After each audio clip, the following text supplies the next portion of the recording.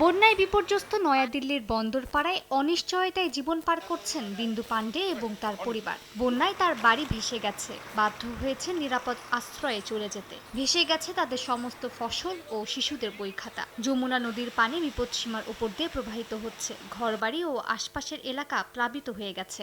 Book जो है बच्चों की वो भीग चुकी है क्योंकि আমার इतना नहीं সন্তানদের पता था कि বইগুলো इतना পানিতে अधिक ভিজে पानी গেছে। आएगा। কোনো তথ্য ছিল না যে এতটা পানি আমাদের ঘরে ঢুকে যাবে। এ কারণে বইগুলো সম্পূর্ণ ভিজে গেছে।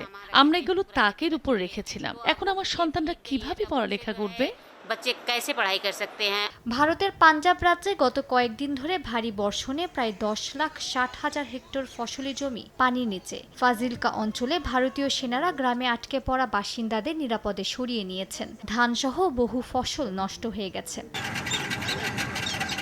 এদিকে পাকিস্তানের পাঞ্জাব প্রদেশে বন্যার কারণে 3,900 গ্রামের মানুষকে নিরাপদ আশ্রয়ে সরানো হয়েছে।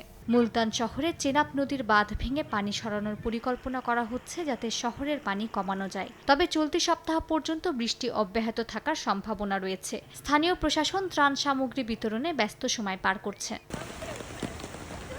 এদিকে জাপানের কামাকুরা শহরে টাইফুন পিপাহের প্রভাবে ভয়াবহ বন্যা দেখা গেছে। মালিহা সুহরওয়ার্দী, সময় সংবাদ।